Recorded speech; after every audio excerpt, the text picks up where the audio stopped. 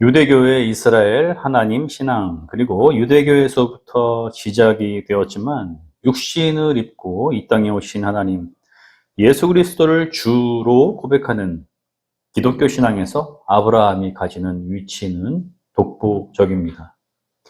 혈통적인 조상일 뿐 아니라 믿음의 조상이기도 한 것이죠.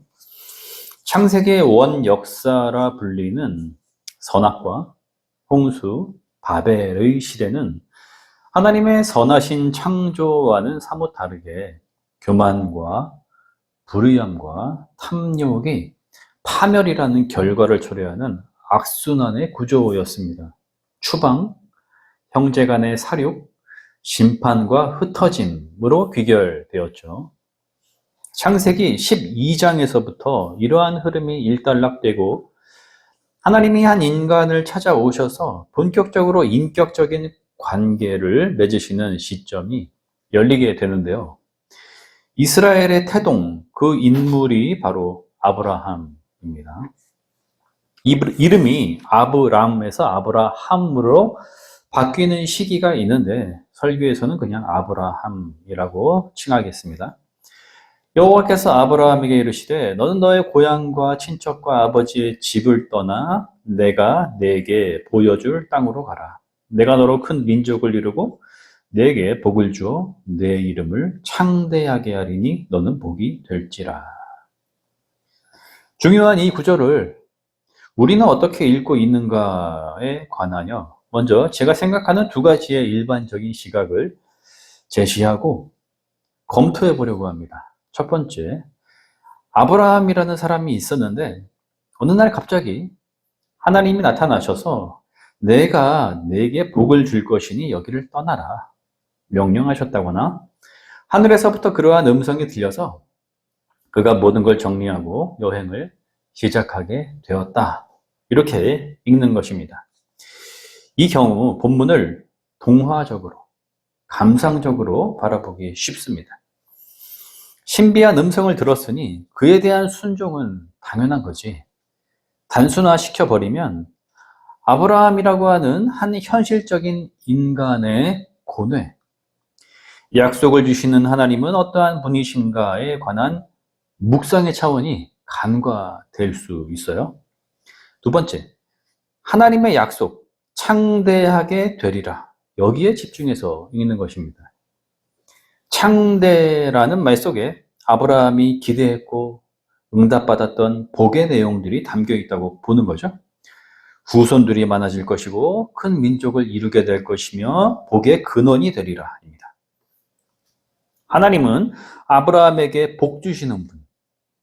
아브라함은 순종의 결과로 가나안 지역의 세력가가 되는 것에 강조점을 둡니다. 실제 사병 318명을 이끌고 전쟁 포로로 잡힌 조카 롯을 구하기도 했으며 아비멜렉 같은 왕도 친분을 유지하기 위해서 찾아왔죠. 그렇지만 축복의 관점은 그에게 있어 작은 부분에 불과한 것입니다.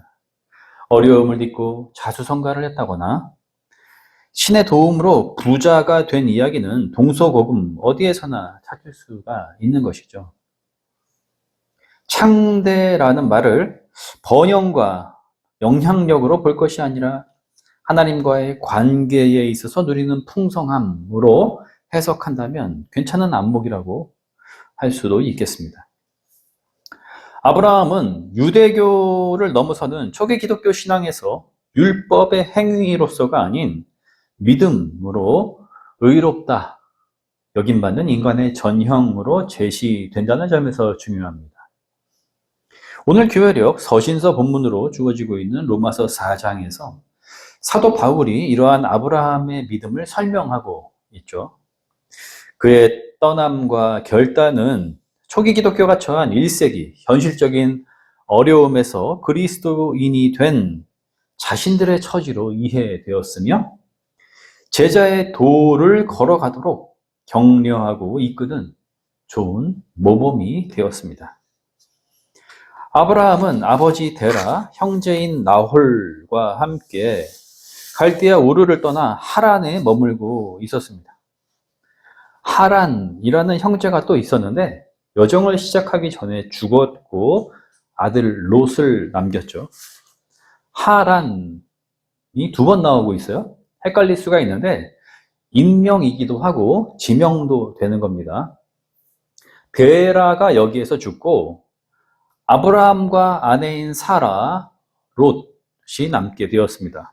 그가 우르라는 지역을 떠나 가나안 땅으로 향했던 것, 중간에 한 차례 더 크고 강한 확신으로 하란에 정착하지 않고 최종 목적지로 나아갔다는 사실은 더 나은 기회를 얻기 위한 삶의 모험이라는 차원을 확실히 넘어서는 깊은 영혼의 갈망과 하나님을 통하여 열리게 된 세상과 삶에 대한 새로운 시각이 이끈 위대한 사건이었습니다.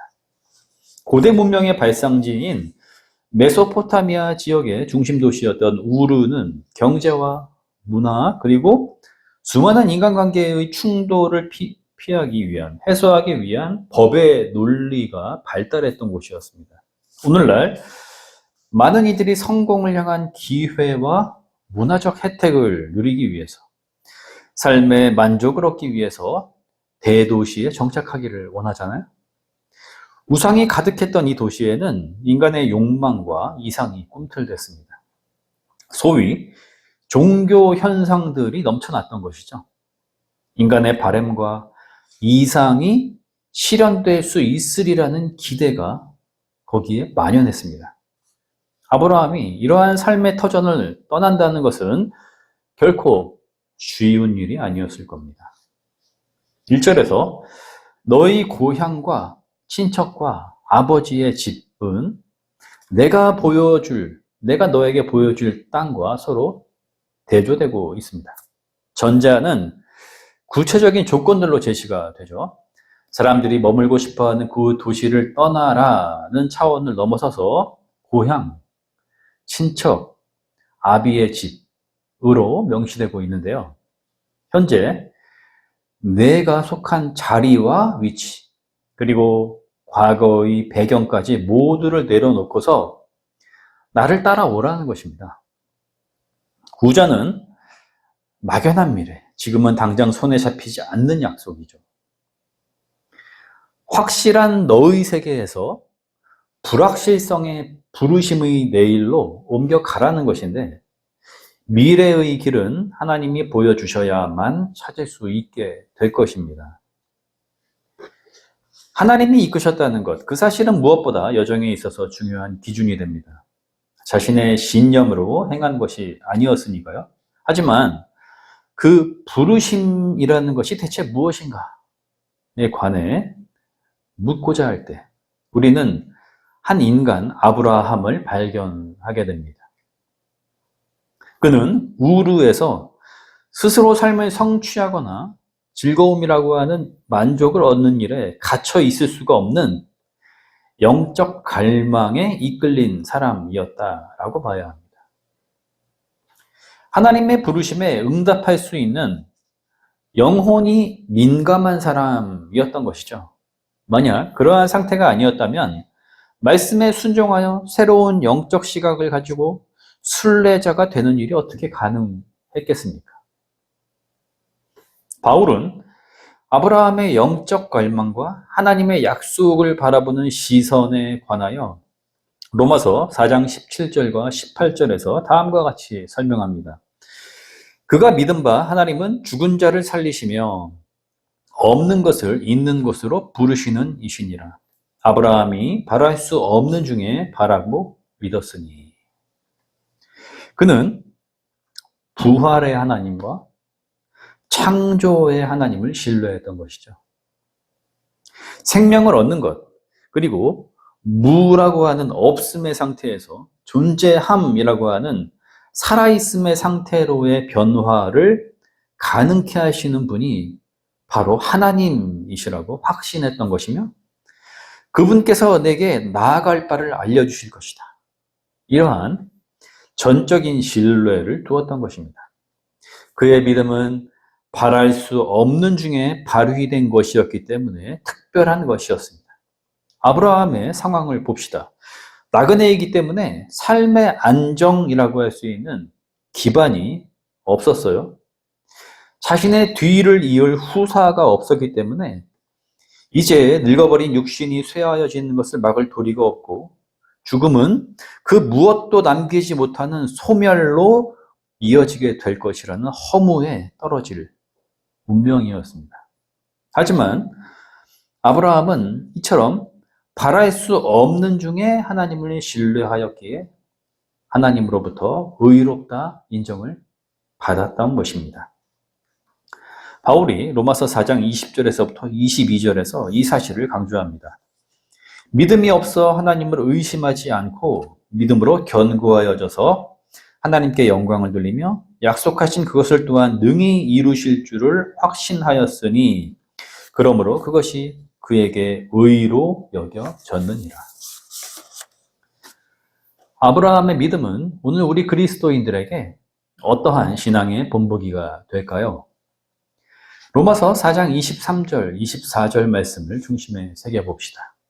그에게 의로 여겨졌다 기록된 것은 아브라함만을 위한 것이 아니요 의로 여기심을 받을 우리도 위함이니 곧 예수, 우리 주를 죽은 자 가운데서 살리신 이를 믿는 자니라.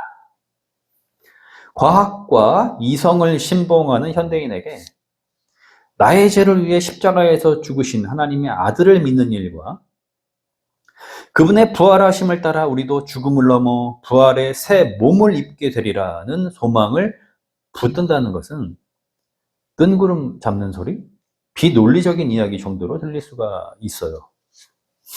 세상이 우연이나 물리적인 힘에 의해서 돌아간다고 여기는 이들에게 하나님의 존재는 무의미할 것이며 내가 무슨 죄가 있다고 그래.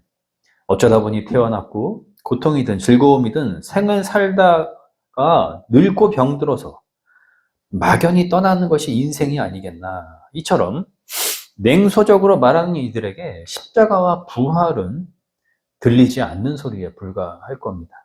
바울이 말한 대로 바랄 수 없는 것이 되는 것이죠. 교회에 다닌다고 해서 예외는 아닐 것입니다.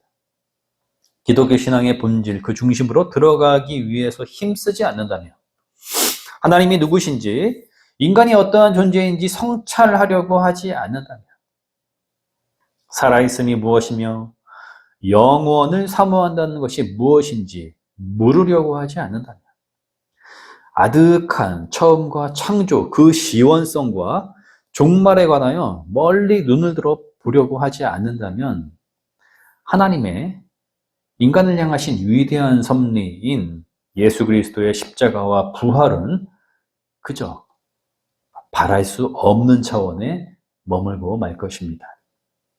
기대하고 희망하며 하나님 나라를 향하여 나아가는 여정은 멀기만 할 겁니다.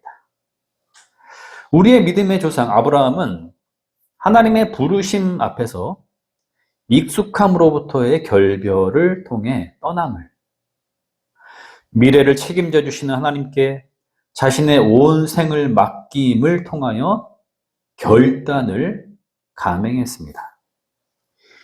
이러한 그의 떠남과 결단을 우리는 거침없는 용기 혹은 대범한 신앙 정도로 여기고서 하나님 나에게도 그러한 큰 믿음 주세요. 구하는 것으로서 오늘 메시지에 대한, 오늘 설교에 대한 내 삶의 적용을 떠올릴 수도 있을 건데요. 그건 너무 추상적인 얘기가 됩니다.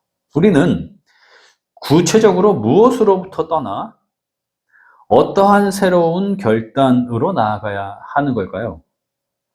본토, 현재 나의 삶의 자리, 친척, 관련을 맺고 살아가는 사람들, 아비의 집, 가정과 교회 공동체를 이전과는 다른 전혀 새로운 시선으로 바라보는 것입니다. 그리스도인으로서 예수 그리스도의 마음을 본받는 자로서 말입니다. 이것이 떠남입니다. 그렇다면 결단은 주님의 부활을 통해 새로운 피조물이 된 자로서 영생의 기쁨을 안고 하나님 나라를 더불어 연대하며 살아가는 것입니다. 이것이 바랄 수 없는 것이 아닌 예수 그리스도 안에서 사랑의 은사로, 일상의 따뜻한 영성으로, 살아있음의 환희와 생명 존중의 환대로 실현됨으로써 하나님과의 관계에서 풍성하며 창대하게 되는 것. 오늘 성경이 우리에게 가리키고 있는 아브라함을 본받는 그리스도인의 삶이라 하겠습니다. 우리 주님은 제자를 부르실 때에 자기를 부인하고서 나를 따르지 않으면 결코 그 길로 나아올 수 없다라고 말씀하셨습니다. 제자들은 자신들의 그물이나 배, 환경이나 처지, 과거나 현재의 상황을 내려놓고 누군가는 염려와 걱정을 내려놓고서 오직 그분을 뒤쫓음으로써 인류 중 가장 축복받는 공생애의 날들에 참여할 수 있었습니다. 오늘 우리가 내려놓아야 할 것은 무엇이며 바라봐야 할 땅은 어디입니까? 나 자신, 곧 자아에 대한 집중과 연민과 과시를 내려놓아야 하겠습니다. 그리고 오직 길 되신 예수 그리스도께로 나아갑시다. 그분 안에는 영원한 생명의 말씀들이 있습니다. 모든 지각에 뛰어난 하나님의 평화가 그리스도 예수 안에서 우리의 마음과 생각을 지키실 것입니다. 아멘.